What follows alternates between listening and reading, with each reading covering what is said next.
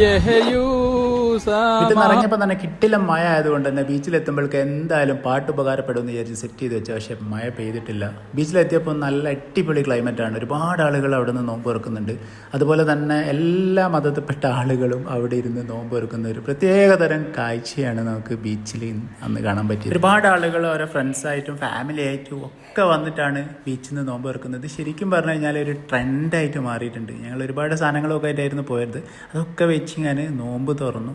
അത് കഴിഞ്ഞ് നേരെ പാരഗണിലേക്കാണ് പോയത്. ബീറ്റ് പൊറോട്ടയും മഷ്റൂം, പിന്നെ ചിക്കൻ 65 വെള്ളപ്പവും, അതിൽ മഷ്റൂമും അപ്പവും ഒരു രക്ഷയില്ലാത്ത കോമ്പിനേഷൻ. പാരഗണിലെ നിങ്ങൾ ഏറ്റവും നല്ല ഡിഷസ് ഒന്ന് ജസ്റ്റ് കമൻറ്റ് ചെയ്യും. അത് കഴിഞ്ഞ് നേരെ നമ്മുടെ മിഠായി തെരുവിലേക്കാണ്. മിഠായി തെരുവിൽ ഇങ്ങനെ നിറഞ്ഞ ആളുകൾ ഇങ്ങനെ തുളുമ്പി നിൽക്കുകയാണ്. ഒരുപാട് ആളുകൾ ഒരുപാട് കാര്യത്തിന് എങ്ങോട്ടൊക്കെ നോക്കി ഓടിക്കൊണ്ടിരിക്കുകയാണ്. ശരിക്കും പറഞ്ഞു കഴിഞ്ഞാൽ മിഠായി തെരുവിൽ വിലക്കുറവ് എന്നൊക്കെ പറയുന്നുണ്ടെങ്കിലും ചില സമയങ്ങളിൽ ചില ഷോപ്പിലൊക്കെ കയറിയാൽ ഭയങ്കര വിലയാണ്. നമ്മളെ നാട്ടിൽ കിട്ടുന്നതിനേക്കാൾ 100-100 റുപ്യ അധികമാണ്.